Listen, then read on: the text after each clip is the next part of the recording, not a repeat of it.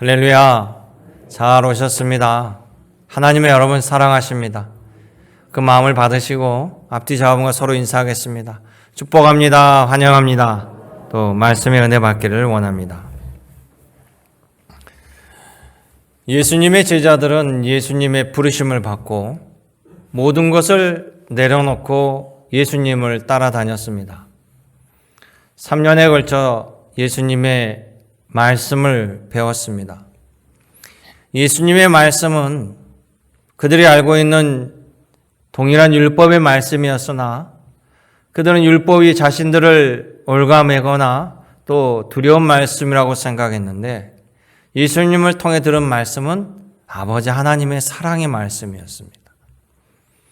또 예수님을 따라다니면서 놀라운 광경을 목도했습니다.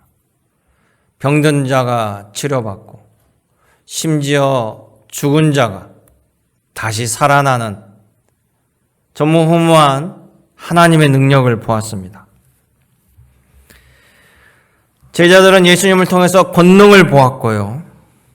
그 권능은 누구도 대적할 수 없는 하나님의 능력이었습니다. 제자들은 예수님과 함께라면 두려움이 없었어요. 오병이어의 사건을 통해서 먹을 걱정도 사라졌습니다. 항상 주님은 차고 넘치도록 채워주심으로 부족함도 몰랐습니다. 한마디로 예수님은 왕이셨습니다. 제자들은 예수님 때문에 길을 펼 수 있었고 예수님 좌우편에 서면 큰 권력을 가질 수 있겠다 싶었습니다. 그들은 예수님이 무력을 통해서 권능을 통해서 이 로마로부터 해방시켜주고 로마 제국에 잘 보여서 유대인도 아닌 저 에돔의 후세 헤롯이 왕으로 우리를 지배하는데 예수님이 그를 끌어내려 줄 알았습니다. 그런데 예수님이 바로 로마 제국과 헤롯 당국과 유대교 종교 지도자들에 의해서 십자가에 돌아가신다라는 거예요. 그들을 제압할 능력이 있음에도 불구하고 예수님께서 십자가에 처형당하신다고 하니까 이해할 수가 없어요, 제자들은. 예수님 믿고 여기까지 왔는데 예수님께서 십자가에 죽으시면 우리는 뭐냔 말이죠. 우리는 어떻게 되냐는 거예요. 여러분, 전쟁에서 대장이 죽으면 남은 병사들은 낙동강 오리알 되는 거 아니겠습니까? 그 말을 듣는 순간 제자들은 두려움이 엄습해 오는 거예요. 그런 제자들에게 예수님은 요한복음 14장의 말씀을 남기십니다. 육신의 예수님의 부재 상황이 옵니다. 그런데 예수님은 부재가 아니고 내가 너희와 영원히 함께 하신다라는 거예요. 어떻게 그런 일이 가능할까요? 바로 그 답이 요한복음 14장에 담겨져 있습니다. 예수님께서 제자들에게 주신 말씀은 미래의 말씀이고 소망의 말씀이에요. 결국 저와 여러분들에게 주시는 말씀이라는 사실입니다. 우리들 역시 육신의 예수님이 부재한 시대를 살아가고 있습니다. 그런데 예수님이 부재하신 것이 아니라 우리와 함께 살고 있다라고 우리도 고백합니다. 오늘 예수님의 말씀을 통해서 우리가 예수님의 부재가 아니고 두려워하지 아니하고 소망으로 살아가야 할 분명한 그 은혜를 누리시고 주님이 예비하신 그 은혜와 분복이 여러분 삶을 지배하시기를 주님의 이름으로 축원합니다. 예수님의 가르침은 이것입니다. 첫째는요, 예수님은 내가 이제 죽으러 가지만 죽는 것이 아니라는 것이에요. 오히려 너희를 위한 거처를 예비하고 우리를 살리는 이 길을, 승리의 길을 가신다라고 말씀해 주십니다. 요한복음 13장을 보면 예수님께서요, 우리들 가운데 나를 파는 자가 있다라고 얘기했습니다. 내가 붙잡혀 십자가에 죽게 된다고 말씀했습니다. 그런데 예수님 십자가의 죽으심은 악한 세상이 승리하는 것이 아니라 오히려 하나님에 대한 순종이라고 이야기해요. 지난주에 설교하면서 손자병법 이야기를 제가 전해드렸습니다. 지피지기, 백전불패. 나를 알고 상대방을 알면 100번 전쟁에서 100번 패하지 않는다, 승리한다라는 거죠. 그렇게 할 수 있는 원리가 손문은 이 지피지기 원리를 첩자를 활용한다라고 했어요. 상대방의 첩자를 활용해서 정보를 취하는 자가 승리한다 그랬습니다. 예수님의 제자가 첩자였어요. 그러니까 세상은 유대 종교 지도자와 권력 잡은 자들은 지피지기 백전불패라고 생각했습니다. 그런데 그들의 승리가 아닌 이미 밑그림은 하나님으로부터 역사하시고 하나님이 최후 승리가 된다는 거예요. 그러나 그런 상황을 모르는 제자들은 두렵지요. 그동안 예수님이 함께 하셨기 때문에 여러 가지 위협이 닥쳐와도요. 주님이 옆에 계시는데 뭐가 두렵겠어요? 두려울 게 없었습니다. 그런데 예수님이 붙잡혀 십자가에 죽으신다? 누가 보더라도 예수님의 하나님의 나라 운동은 실패로 보이고 저들은 승리하는 것처럼 보여요. 그런데 예수님은 뭐라고 말씀하시는가? 14장 1절에 너희는 두려워하지 말라. 근심하지 말라. 아버지를 믿으니 나를 믿으라. 아멘. 이 세상의 주인이 누구냐는 거예요. 하나님입니다. 주인의 뜻을 벗어날 수가 없어요. 그러니 하나님을 믿으라는 거죠. 너희가 내가 하는 일은 지금 알지 못하나 이후에는 알게 되리라. 그래서 요한복음 13장 7절에 이미 말씀해 주셨어요. 나는 죽으러 가는 것처럼 보이나 죽는 것이 아니고 우리를 살리려는 길이다. 여러분, 예수님은 실패자가 아닙니다. 곧 힘없이 죽임을 당하면서 허세를 떠는 게 아니에요. 왜냐하면 예수님의 말씀은 반드시 그 말씀대로 이루어졌다라는 사실입니다. 예수님이 어떤 행동을 하실 때요, 의미 없이 하신 행동이 하나도 없어요. 가나의 혼인잔치에 예수님이 가셨습니다. 그런데 그곳에 그 잔치에 가장 중요한 포도주가 떨어진 거예요. 그 일을 도와달라고 예수님의 어머니가 부탁했습니다. 그러자 예수님은 거기 종사원들에게 항아리 6개의 물을 가득 채우라고 했어요. 포도주가 떨어졌는데, 물이 떨어진 게 아니라 포도주가 떨어졌는데 물을 채워라 했다는 거죠. 물을 떠오는 사람들도, 이 명령을 들은 사람들도 이유를 알지 못할 거 아닙니까? 그런데 주님은 그 물동아리를 가지고 하늘 우러러 축사하사 가장 좋은 포도주로 변하게 되었다는 거예요. 거기 있는 모든 사람들이 먹고 마시며 체험했습니다. 회당장 야이로의 딸이 죽었습니다. 그런데 예수님은 죽지 않았다라면서 회당장 야이로를 위로하면서 돌려보냈어요. 집에 가서 봤더니 죽은 아이가 회복돼서 살아났습니다. 심지어 나사로가 죽어 장사가 됐고 나흘이 지났습니다. 그런데 예수님은 잔다라고 얘기했어요. 제자들이 생각할 때는, 결과를 알지 못할 때는 우리 예수님은 공감 능력이 떨어지시는가? 전혀 다른 말씀을 하시네. 그럴 거 아닙니까? 그러면서 나사로가 잔다. 내가 깨우러 간다. 사람들은 당시 이해하지 못했어요. 예수님이 나사로 집에 왔을 때 무덤이 어디냐? 그리고 무덤에 돌문을 열어라 했을 때 식구들이 뭐라고 했습니까? 벌써 냄새가 납니다. 이렇게 얘기했어요. 그런데 예수님은 그를 살려냈습니다. 정말 잠자는 자처럼 그를 깨워 무덤 밖으로 걸어 나오게 하셨다는 거예요. 할렐루야. 그런 예수님이 말씀합니다. 예수님께서 십자가를 지신 목적이 여러분들 위한 천국의 거처를 예비하러 가신다라는 거예요. 14장 2절 말씀, 3절 말씀 같이 읽어볼까요? 내 아버지 집에 거할 곳이 많도다. 그렇지 않으면 너희에게 일렀으리라. 내가 너희를 위하여 거처를 예비하러 가노니 가서 너희를 위하여 거처를 예비하면 내가 다시 와서 너희를 내게로 영접하여 나 있는 곳에 너희도 있게 하리라. 아멘.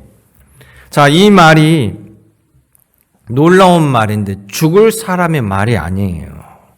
또 이 말이 허세가 아닙니다. 왜냐하면 예수님이 죽음에서 부활하셨다는 사실입니다. 그러나 당시의 제자들은 아직 경험하지 못한 일이기 때문에 매우 어려운 일이죠. 그런데 예수님이요, 제자들에게 분명히 말씀합니다. 이스라엘 백성들이 애굽에서 노예로 살았습니다. 430년 동안 그들은 애굽에 치하 있었어요. 아무리 수가 많아도요, 그들은 노예입니다. 무기가 있는 것도 아니고요, 훈련을 받은 것도 아니에요. 그들이 해방을 스스로 독립을 투쟁한다는 것은 불가능한 상황이에요. 있을 수 없는 일입니다. 그런데 하나님께서 모세에게 나타나시죠. 내 백성을 내가 건지리라. 그리고 모세를 보냈어요. 그리고 하나님의 말씀을 전했습니다. 애굽의 왕 바로는 하나님 말씀을 듣지 아니하고 무시했습니다. 이스라엘 백성들 야곱의 후손은 하나님 말씀을 따랐습니다.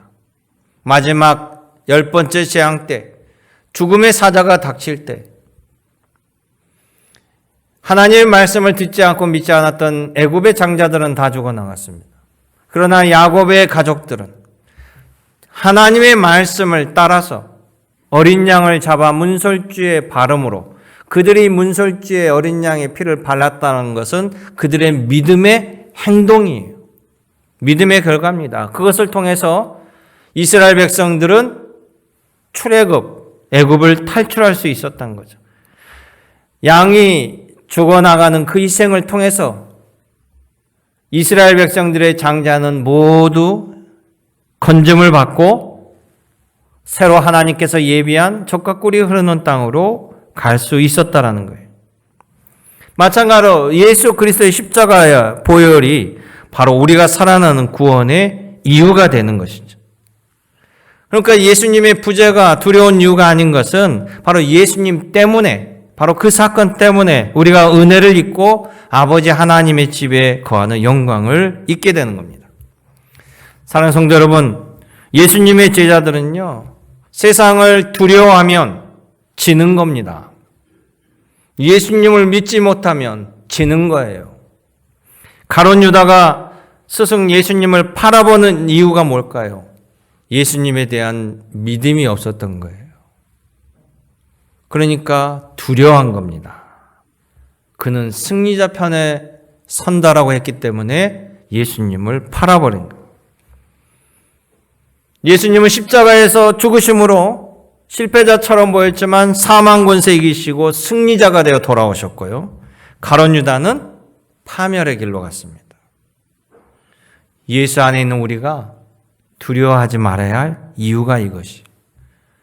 나를 믿으니, 아버지를 믿으니 나를 믿으라. 여러분, 그 믿음의 고백이 역사하길 원합니다. 그 영광의 결과를 여러분 모두가 누리시기를 주님의 이름으로 축원합니다.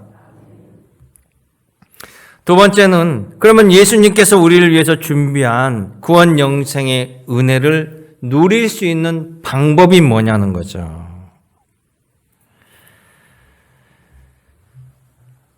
요즘에 TV를 보면요, 많은 건강 프로그램이 나와요. 저도 가끔 봅니다. 제가 간 수치가 좀 높아서 이 간에 관련된 프로그램이 나오면 제 사모가 보고 저한테 알려주기도 하고 봐요. 그러면 뭐 간에 대한 증상이 쫙 나오죠. 그러면서 뭐 간에 좋은 음식, 뭐 해독할 수 있는 것, 또 방법을 전해준다고 합니다. 근데 그 프로를 볼 때요, 앞에 말을 많이 하지만 결국 관심사는 뭡니까? 그래, 그러면 해독제가 어떻게 만드는 건지, 어떤 음식이 좋은 건지, 그 방법이 중요한데 앞에 계속 얘기를 길게 해요. 그러니까 그걸 보면서도 저도, 아니 그러니까 방법이 뭐냐고. 우린 늘 방법에 관심을 갖잖아요.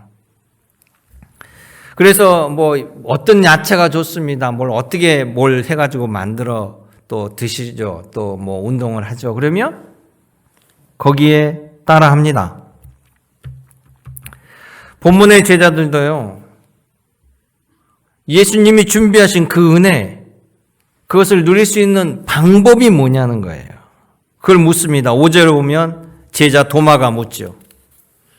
주께서 어디로 가시는지 우리가 알지 못하겠거늘 그 길을 어찌 알겠습니까? 그러니까 그 길을 갈 수 있는 방법이 뭡니까? 이 말이에요, 결국에는. 함께 읽겠습니다. 6절 말씀이에요. 예수께서 이르시되 내가 곧 길이요 진리요 생명이니 나로 맘지 않고는 아버지께로 올 자가 없느니라. 아멘. 매우 간단하고 분명한 길을 제시해 주십니다. 바로 예수님께서 길이요 진리요 생명이에요. 그 길이에요. 구원의 길입니다. 다른 길이 없어요. 또 예수님을 통해서야만 아버지 하나님의 은혜와 복을 받을 수 있다라는 거예요. 정확한 처방을 내려주시는 거죠. 저에게는 고질병이 있습니다. 알러지 비염이에요. 뭐 여러 가지 병이 있습니다. 부실해요. 여러분 보기가 달리 좀 부실합니다. 여러분 목회자라고 슈퍼맨의 몸이 아니에요. 하나님께서요, 목회자가 자신을 향한 기도는 안 들어주시더라고요. 제가 여러분들을 위해서 기도하는 거 하나님께서 들어주셔요. 그래서 아파서 목사님 어디가 아픕니다. 기도해 주세요. 열심히 기도하며 그분들이 낫고 또 그 감사의 막 이야기를 전하시고 또 고마워서 뭐 포도를 가져오시고 사과를 가져. 제가 그걸 먹으면서 하나님 왜 제 기도는 안 들어주시고. 그래서 하나님께서 서로를 위해서 기도하라는 거예요. 저는 여러분들을 위해서 기도하지만 여러분들은 저를 위해서 기도해 줘요. 내가 기도해가지고 내가 다 나오면 나만 기도하게 해요? 여러분 목회자들이 의외로 병이 많아요. 스트레스도 많고 유명한 목사님들 거의 폐병 예전에는 다 걸렸습니다. 암으로 돌아가시기도 하고. 사도 바울이 보세요. 죽은 자도 살려내고 사도 바울의 그 앞치마만 잡아도 병이 고침만 놀라운 능력인데 정작 자신은 못 고치잖아요. 자신은 하나님께 늘 그러니까 자고하자 겸손하게 하나님께 부르짖을 수 있도록 하나님께서 허락하시는 거예요. 그래가지고 찬 공기나 곰팡이나 뭐 이 알러지가 생기면요 콧물이 줄줄줄줄줄줄 흘려요. 수돗물처럼. 그러니까 콧물이 나오기 시작하면 정신이 없습니다. 그리고 코가 잘 막힙니다. 코가 헐어서요 염증이 생겨요. 코를 계속 푸니까 코를 계속 누르고 자극하니까 또 울혈이 생겨가지고 모세혈관에 피가 고여서 코피도 터지고 숨기를 막아서 숨도 제대로 못 쉬어요. 근데 놀라운 건 우리 하나님께서 이렇게 주일 대예배 때는 한 번도 코가 말썽을 안 일으키는데 새벽이나 금요기도회 때는 달라요. 그래가지고 새벽에 콧물을 하도 많이 흘리니까 우리 어떤 권사님이 목사님 강대상에서 콧물 흘리시면 은혜가 사라져요. 내가 숨을 못 쉬는데. 그래서 저는 심할 때요 의사의 가르침대로 콧물을 잡는 항히스타민제와 코를 뻥 뚫어주는 우열제인 슈도에페드린을 같이 먹습니다. 항히스타민제를 먹으면 놀랍게도 콧물이 바로 멈춰요. 신통한 약이에요. 그런데 부작용이 있어요. 졸려요. 먹으면 바로 졸립니다. 그 부작용 때문에 이 항히스타민제가 수면 유도제로 써요. 또 코막힘은 제가 말한 슈도에페드린이라는 약을 먹는데요. 이 약을 먹으면 코가 바로 뻥 뚫려요. 근데 이 약이 일반 의약품이었는데 최근에는 전문 의약품으로 바뀌었어요. 똑똑한 사람들이 참 많아가지고 이 슈도에페드린을 가공을 하면 마약이 나와요.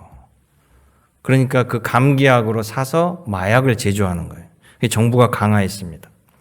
그래서 예전엔 몰랐는데 이 약을 먹으면요 몸이 붕 뜬, 코는 뻥 뚫리는데 늘 몸이 붕 뜨면서 몽롱해져요. 근데 먹지 않으면 콧물을 찾기 어려워서 전문가의 처방에 따라 이 약을 먹습니다. 여러분, 약은 약사에게, 진료는 의사에게, 제 경험을 따라 하시면 안 돼요. 물론 저도 의사의 처방을 따라서 먹습니다. 여러분, 마찬가지로 하나님 나라의 영생과 구원은 예수님의 처방을 따라야 한다는 사실이에요. 믿으십니까?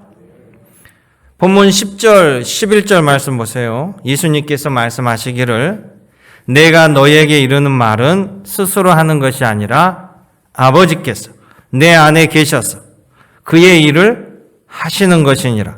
내가 아버지 안에 거하고 아버지께서 내 안에 계심을 믿으라. 그렇지 못하겠거든 행하는 그 일로 말미암아 나를 믿으라. 아멘. 오직 구원의 은혜는 예수 그리스도를 통해서 받을 수 있기 때문에요. 예수님의 처방, 예수님의 말씀을 경청하고 따라야 됩니다. 주님이 원하는 방식을 해야 돼요. 사람들은 각자 자기가 생각하는 방식이 있습니다. 그러나 자기가 원하는 방식을 해서는 안 된다는. 하나님께서 하라는 것들은 그것이 우리에게 복이 되기 때문에, 유리하기 때문에, 좋은 일의 결과를 가져오기 때문에 하라는 거고요. 하지 말라는 이유는 그것이 우리에게 안 좋기 때문에 창조주께서 모든 것을 아시기에 허락하신 거예요. 자, 구약에서 보면 하나님께서 우리를 만나는 초소로 성전을 허락하십니다. 그리고 성전 제사를 통해서 내가 만나 주시겠다, 말씀해 주시겠다 하셨어요. 그러면서 제사장은요, 성전에 하나님이 원하는 방식으로 예를 올리는 거예요. 성전 안에 진설병, 떡을 매일 올려놓고요. 또 분향을, 향을 피워 올립니다. 그리고 또 불을 밝혀놓죠. 촛대를 통해서. 그런데 하나님이 원하고 하나님이 하라는 방식으로 했을 때 하나님의 은혜와 복이 내려오는 것이고, 그 방식을 벗어나서 자기가 원하는 대로 했을 때는 그건 하나님이 원하는 길이 아니에요. 그것은 오히려 하나님을 무시하는 결과입니다. 그러니까 하나님께서 하나님의 무시한 결과를 받지 않으실 분더러 화를 입게 되는 것이 성경에 나타나요. 레위기서 10장 1절에 보면요, 아론은 하나님께 제사장으로 삼았습니다. 그래서 아론의 자식들도 대를 이어 제사장을 해요. 그런데 아론의 아들 나답과 아비후가요, 성전에 분향을 해야 되는데 여호와께서 명령하시 아니하는 다른 불을 담아서 여호와 앞에 분향했어요. 그랬더니 2절에 제단에서 불이 나와가지고 여호와 앞에서 그와 그들을 삼킴에 그들이 여호와 앞에서 죽은지라, 이렇게 나왔다는 거예요. 하나님이 받으시는, 하나님이 명령하신 그 길을 따라야 될 줄 믿습니다. 그 길이 뭡니까? 바로 길이요, 진리요, 생명이신 예수 그리스도를 통해서 아버지 하나님께서 베풀어 주시는 구원 영생의 복을 누릴 수 있다는 거예요. 여러분, 주님을 통해서 반드시 이 분복을 누리시기를 주님의 이름으로 축복합니다.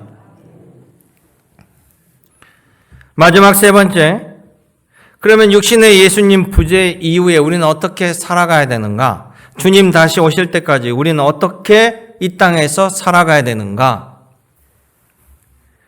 우리는 하나님이 부르시기 전까지, 또 주님이 재림하시기 전까지는 이 땅의 삶을 살아가야 됩니다.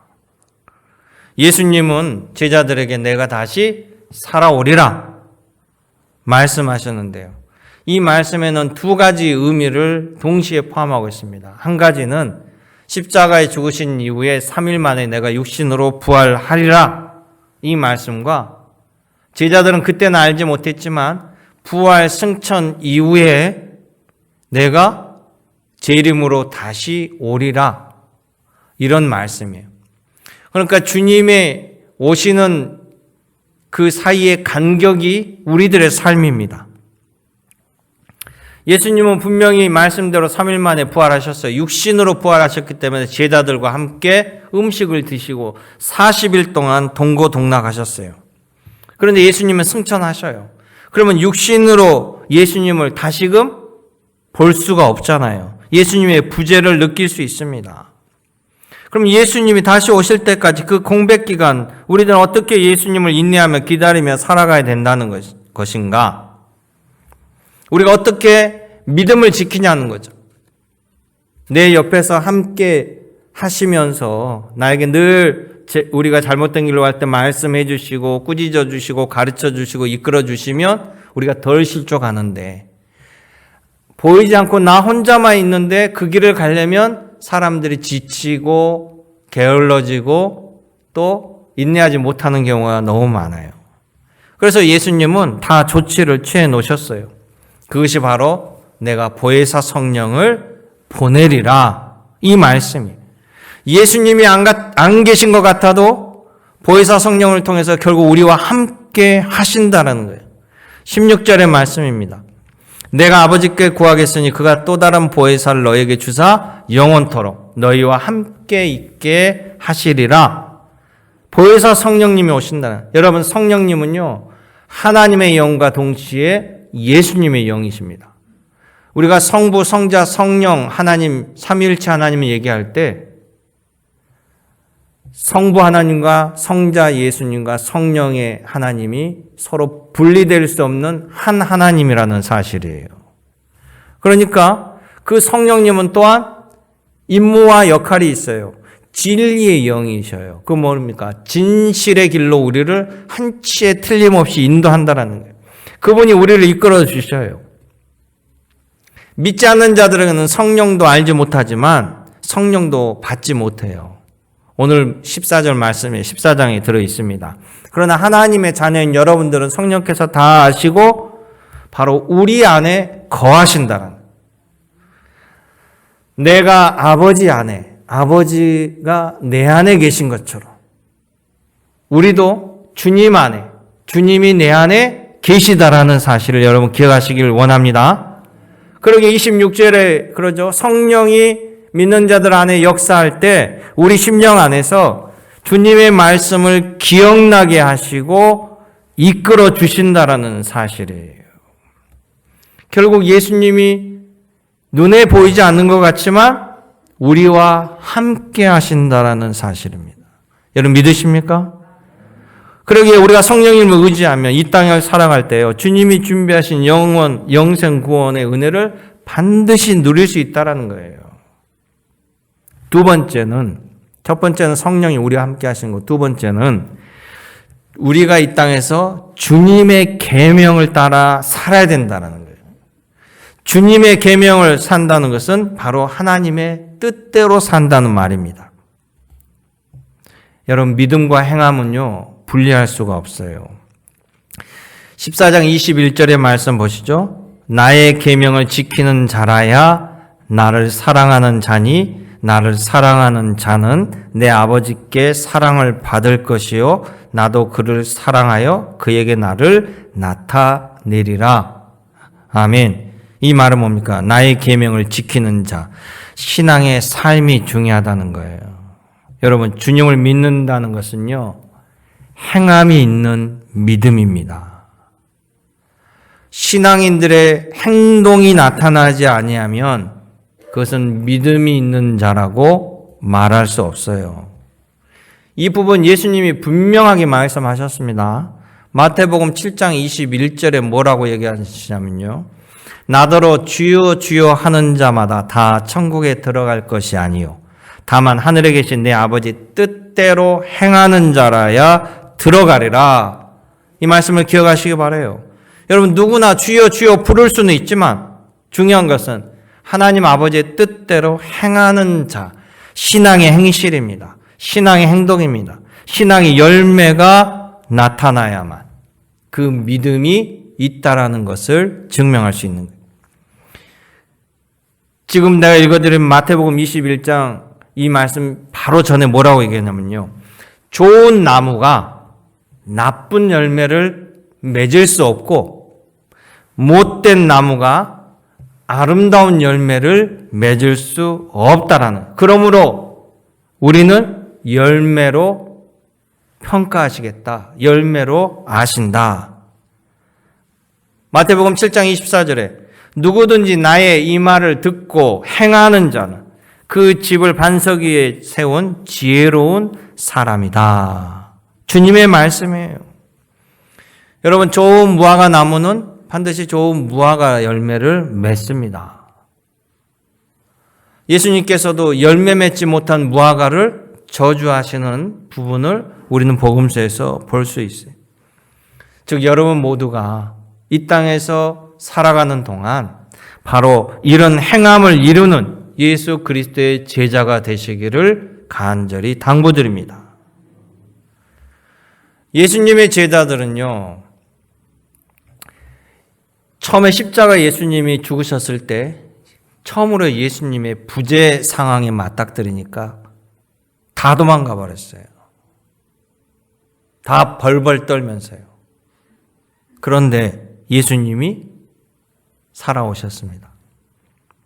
예수님은 그들을 찾아가서 만나주시고 밥을 지어서 조반을 먹이시면서 한 번도 꾸짖지 않았어요. 오히려 밥을 먹여주면서 밥은 먹고 다니냐? 그런 마음으로 그들을 감싸주시면서 뭐라고 얘기하냐면요. 너가 나를 사랑하느냐? 너가 나를 사랑하느냐? 너가 나를 진심으로 사랑하느냐? 그렇다면 내 양을 치라. 내 양을 먹이라. 내 양을 돌보라고 하셨어요. 그들이 예수님의 승천 이후에 달라져요. 예수님이 승천하셨기 때문에 똑같은 부재의 상황이잖아요. 그때 예수님이 뭐라고 했습니까? 내가 보혜사 성령을 보내리라. 예수님이 40일간 함께 하시고 10일 뒤에 승천하시고 열흘 뒤에 성령 보혜사가 임하시는데, 여러분, 세상은 어떻게 됐거나 예수님이 십자가에 죽으심으로 그들이 승리했다라고 알고 있습니다. 예수님의 부활을 믿지 않았어요. 자, 대장 예수를 잡았습니다. 이 차는 바로 그 추종 세력들이에요. 그들을 향해서 대대적으로 탄압이 시작되는데 예루살렘에서 한 사람도 안 도망가고 예루살렘의 마가의 다락방에 다 제자들이 모여 있는 거예요. 이거 일망타진당하기 얼마나 좋습니까? 옛날 같으면 다 도망갔을 텐데 제자들이 안 도망가고 그곳에서 예수님의 말씀대로 이루어질 걸 믿고 함께 기도할 때 성령 강림의 역사가 일어난 거예요. 그러면서 제자들의 삶이 완전히 바뀌기 시작합니다. 목숨 걸고 복음을 증거하고요. 서로 유무상통합니다. 가난한 자나 부자나 함께 다 평등하게 대동사회가 이루어지는 거예요. 고아와 과부를 돌보고 정말 서로를 섬김의 삶으로 나온다라는. 그들이 그 전에 예수님의 부재 상황과 지금과 완전히 달라집니다. 평강과 능력이 넘쳐나는 거예요. 그들이 그렇게 두려워하지 아니하고 평안 가운데 행동할 수 있는 이유가 뭡니까? 바로 15절의 말씀이에요. 너희가 나를 사랑한다라면 나의 계명을 지키리라. 그들은 주님을 진정으로 사랑하게 되었어요. 진정으로 하나님의 아들로 믿었습니다. 진정으로 예수님의 말씀대로 이루어질 걸 알았기 때문에 인내하게 되었다는 것입니다. 사랑하는 성도 여러분, 구주 예수님을 진정으로 여러분 사랑하시길 원합니다. 진정으로 믿으시길 원합니다.